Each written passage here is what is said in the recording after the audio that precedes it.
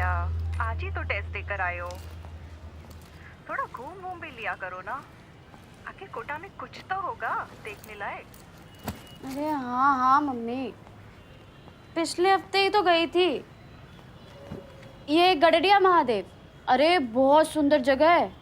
एक तरफ पहाड़, घना जंगल और दूसरी तरफ मंदिर और बीच में चंबल रिवर। क्या सही वाइब आती है मम्मी। अच्छा चलो ठीक है, अब रखती हूँ, मैं पढ़ना है मुझे। Okay, bye bye. बाय।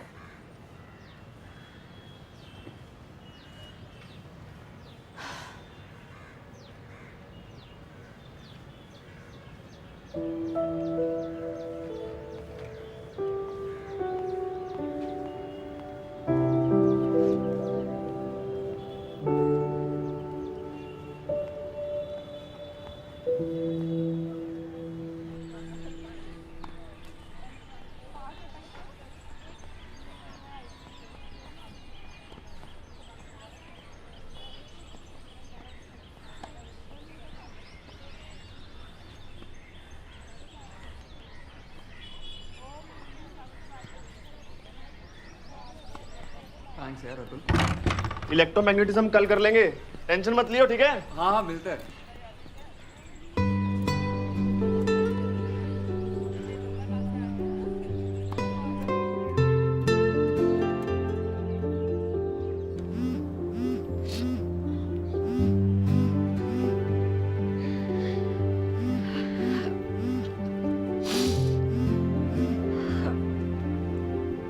हाँ पापा।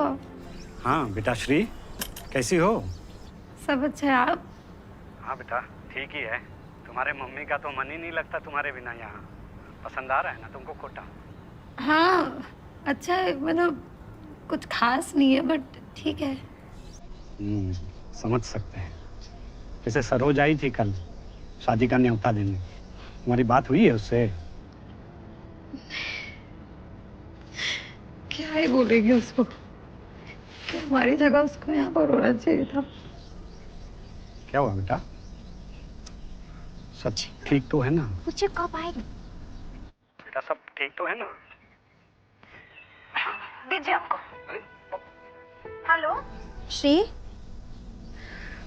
देखो बेटा, हमको पता है कि तुम हमको दुश्मन समझती हो, लेकिन फिर भी अगर कोई परेशानी है, कोई दिक्कत है, किसी से लड़ाई झगड़ा हो गया है ना, तो तुम बोल सकती हो बेटा, बता सकती हो ना हमको। देखो श्री, हमको पता है कि डॉक्टरी की पढ़ाई मुश्किल होती है, सबके दिमाग में नहीं घुसती, लेकिन इसके लिए हम तुमको दोष तो नहीं दे रहे हैं ना। हमारे लिए तो इतना ही बहुत है कि तुम कोशिश कर रही हो। हाँ कोशिश तो पूरा कर रहे हैं।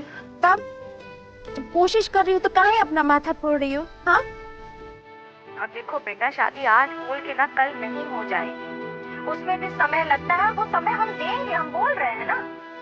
इसीलिए कह रहे हैं, अगर नहीं मन लग रहा है तो बोलो, हम टिकट करवा देते हैं, तुम वापस आ जाओ। हाँ श्री, बोलो बेटा, दस्तार से करवा दे। हाँ करवा। हाँ? और ओके भाग्यश्री,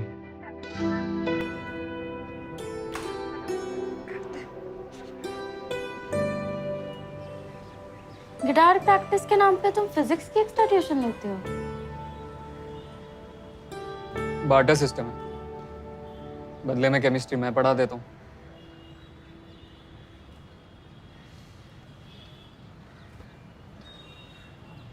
सच बताओ तो फिजिक्स इज माय अकीलीज हील, इसलिए लास्ट ईयर नीट क्रैक नहीं कर पाया।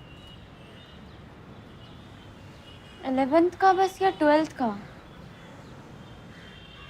दोनों, पूरा फाउंडेशन ही हिला हुआ है। जब उस दिन तुम लोग कैंटीन में सिलेबस डिस्कस कर रहे थे तो it really made me anxious, because I realise कि सिर्फ 10 ही महीने बचे हैं, I have a lot to do. Maybe that's why I acted the way I did. Sorry, मुझे पता नहीं। It's okay. If you don't mind me asking, last attempt में तुम्हारे कितने आए थे? 587. कोई भी अच्छा कॉलेज तो मिल जाता। I only want AIMS Delhi.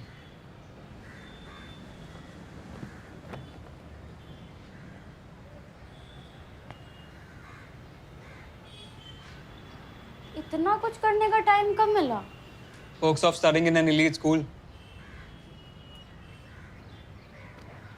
Australia? तुम गए हो या? Not yet. But I'll settle there someday. Hopefully. India से पढ़ाई करके तुम ऑस्ट्रेलिया के डॉक्टर बनोगे. You know that's brain drain, right? हाँ तो उसमें दिक्कत ही क्या है? पैसे कमाने, एक बेटर लाइफ जीनी है. Just imagine sailing at the coral reef on weekends in Sydney. Why not? हाँ तो फिर वहीं जाके डॉक्टर बन जाओ.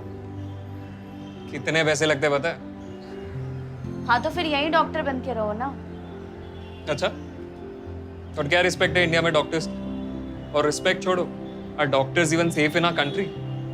कोई भी आके हॉस्पिटल में घुस के थप्पड़ मार के चला जाता है. एटलीस्ट वहां पे जाके एक रिस्पेक्टेबल और पीसफुल लाइफ तो जी सकते हैं. I don't completely agree with you. You know that friends can agree to disagree, right? हम दोस्त नहीं हैं. Yeah, sure.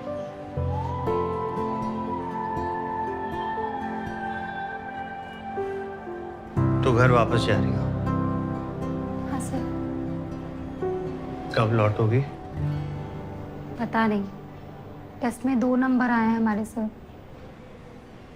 ये 2 नंबर क्यों आए, ये सोचा है कभी? सोचने की ज़रूरत ही क्या है सर. सब्जेक्ट ही ऐसा है. सब कुछ तो रटना पड़ता है. बहुत सारी चीज़ें तो बिना सोचे समझे रटनी पड़ती है. हमें तो यही समझ में नहीं आता है कि डॉक्टर को इतनी रटने की ज़रूरत ही क्या है. सर हमें लगता था कि डॉक्टरी का एग्ज़ाम ना बड़ा दिमाग वाला एग्ज़ाम होता है. नहीं, हम ये नहीं कह रहे कि हम में बहुत ज़्यादा दिमाग है, मगर सर यहाँ आके तो ऐसा लगता है कि अच्छा डॉक्टर वही बन सकता है जिसमें रटने की ताकत हो. स्कूल में कहते थे कि मत रटो, और यहाँ कहते हैं रटो. सर हम नहीं, आप लोग कंफ्यूज हो. Fair point. Now let's all come. India में एक डॉक्टर को एक दिन में कितने पेशेंट्स देखने पड़ते हैं पता है? कितने? अगर प्राइवेट हॉस्पिटल हो तो 15 से 20 और सरकारी हॉस्पिटल हो तो 100 से 150.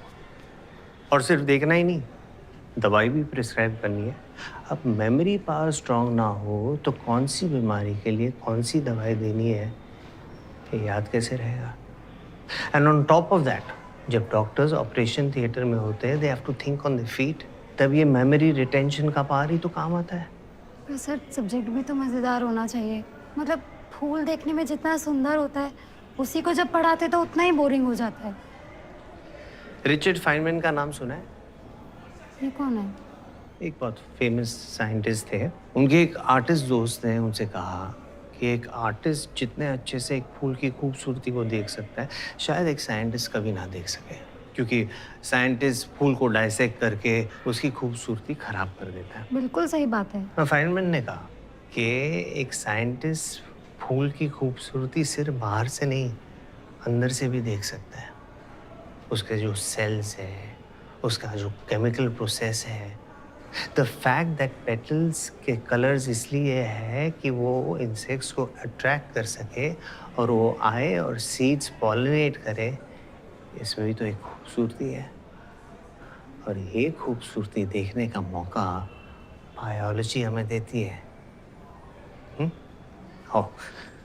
और श्री, रही बात रटने की, तो 1000 टेक्निक्स है ना. Use the one that suits you. Mnemonics, visualisation, diagrams, charts, whatever. और शुरुआत में रटने की ज़रूरत पड़ेगी, आगे जाके नहीं, क्योंकि सब्जेक्ट अपने आप इंटरेस्टिंग हो जाएगा.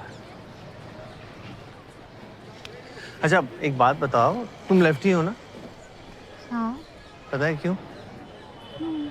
क्योंकि तुम्हारे पापा या मम्मी में से कोई एक जन लेफ्टी होगा.